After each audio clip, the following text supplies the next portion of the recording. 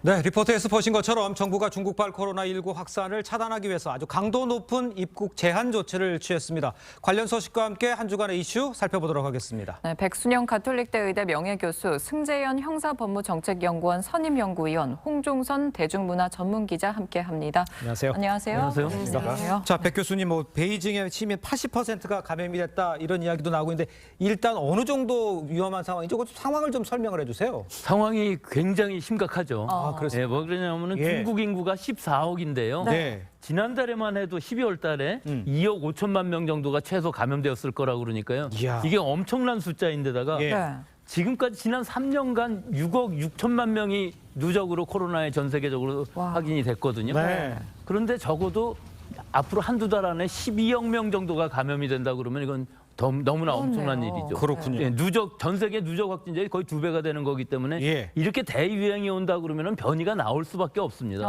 네, 중국에서는 지금 BF7이라든지 네. BQ1 1.12 형제 네. 또는 XBB 같은 다양한 바이러스들이 유행하고 있는데 이 중에서도 BF7이 아마 이제 우세종이 될 것으로 보입니다. 그게 다 변이인가요? 예, 다변인데 BF7이 특이하게 이제 중국에서는 유행하고 있고요. 그렇군요. 예, 이 상황이 과연 그럼 새로운 변이주가 나올 것이냐? 네. 그 가능성은 상당히 제한적이긴 합니다. 지금 오미크론 하이 변이주들이 대부분 유행하고 있기 때문에 여기서 네. 더 나아간 새로운 파이라는 변이주가 나올 가능성은 굉장히 낮기는 하지만 예. 그래도 이건 모니터링을 잘해야죠. 그래서 그렇겠네요. 우리가 입국 검역 강화를 하면서 예. 이런 변이주들의 모니터링이 굉장히 중요한 시기라고 할 수밖에 알겠습니다. 없습니다. 교수님 말씀처럼 워낙 중국 상황이 좀 심각하니까 맞아요. 결국 정부에서는 어제 중국발 입국자에 대해서 입국 전후로 코로나19 검사를 의무화시켰고 또 항공편 운항도 줄이는 등 방역 강화 방안을 좀 강하게 발표했어요. 근데 주요 국가 가운데 가장 엄격한 수준인데 충분하다고 보시나요? 이게 뭐 충분할 수는 없습니다. 어찌됐든 검역에서 완전히 거를 수는 없는 것이거든요. 예. 왜 그러냐면 지금 우리가 하고 있는 검역 조치라는 것은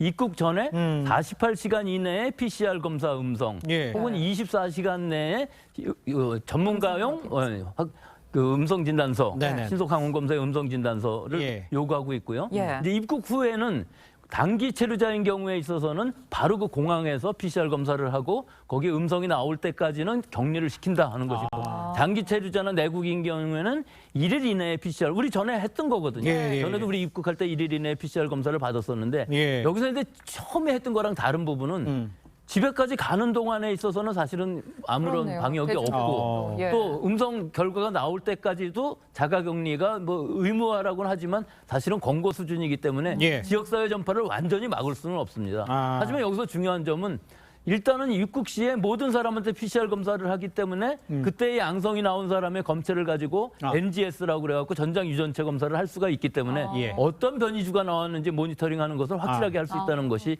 지금의 방역 정책입니다. 알겠습니다. 자, 이제 걱정이 제2 팬데믹 오는 거 아니냐 이런 걱정이 있는데 사실 우리가 1월 설 전에 마스크 실내에서 벗느냐 안느냐 뭐 요 얘기 했었잖아요.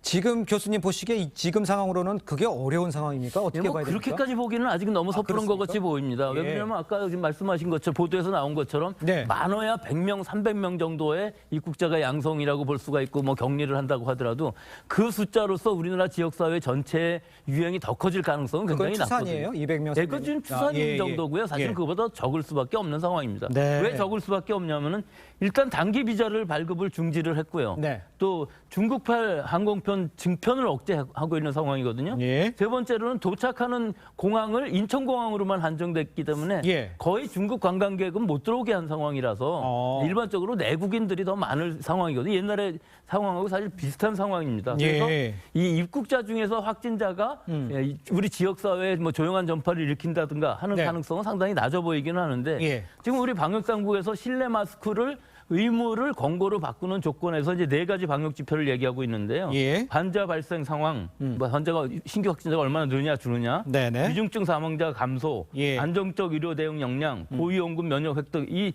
4가지 중에 2가지를 만족하면 되는데 네네. 지금은 이 안정적인 의료 대응 역량 50% 이상 여유를 가지고 있는 것 요거 하나거든요. 예. 근데 이제 앞으로의 추세가 환자 발생량이 줄어들든가 위중증 사망자가 감소한다면은 빠르면은 1월 말 안에 아마 권고를 바꿀 수는 있을 텐데 네. 여기서 이제 중요한 점이 이 추세를 2주간 동안에 관찰을 한 후에 결정을 하겠다는 것이기 때문에 조금 늦어질 가능성도 없지 않아 있습니다. 예, 그렇군요. 그런데 이런 가운데 국내에서 감기약을 대량으로 구매해서 중국으로 보내는 사례까지 나타나고 있다는데 네. 감기약 사재기 막아야 할 것 같아요. 그렇죠. 대한민국 영역 내에서도 아직 코로나가 완전히 이제 엔데믹 상태가 아니고 여전히 이제 위험한 진행 상태에 있기 중이죠. 때문에 네. 사실 어떻게 보면 가장 서민들, 그냥 우리 국민들 입장에서는 그 아스피린과 같은 그런 어떤 고 종류가 굉장히 중요한데 네. 여기서 제가 지금 말씀드리고 싶은 거는 지금 정부는 현상만 바라보는 것 같아요. 무슨 말인가 하면 약국에서 얼마를 사느냐, 그 약국에서 사는 사람, 파는 사람을 강력하게 처벌하겠다는데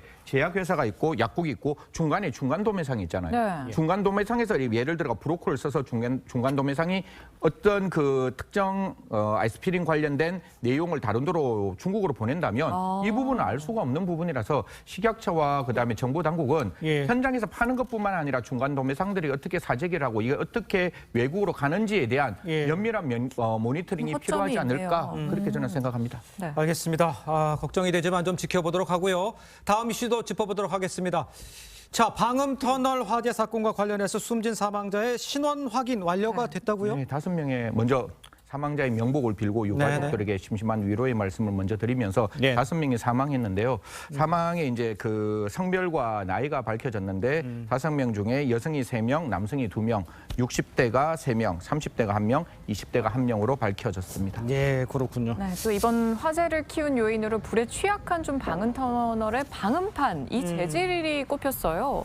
사실 이게 2012년부터 이런 일이 있었고 저 뭐 앵커도 네. 아시겠지만 저희들이 플라스틱을 타면 플라스틱이 불에 붙으면 2가지 위험한 게 있어요. 예. 플라스틱은 이렇게 점선이 있다 그러죠. 그 불을 타면서 불 탔는 게 땅바닥으로 떨어져서 땅바닥에서 연소가 안 되고 계속 불이 붙는 상황. 예. 그리고 플라스틱이 다시 다른 플라스틱을 먹어가는 그런 상황이 있어서 2012년에 아크릴판 그리고 아크릴판은 안 된다. PC라고 하죠. 폴리카보네이트도 안 된다. 이렇게 이야기를 했고 네네. 2015년에는 두 번째 다시 아크릴을 금지하겠다. 2018년에는 세 번째 경고로 네. 절대로 이건 사용 안 되는 부적합이다 나왔는데 이건 그래요? 이론의 문제인데 네. 우리가 혹시 2020년 광교에서 이미 아크릴판 때문에 한 200m 이상 이렇게 터널이 화재로 소실된 경우가 있었거든요. 네. 그 소실된 경우가 있었음에도 불구하고 그때는 새벽이라가 사망자가 없었어요.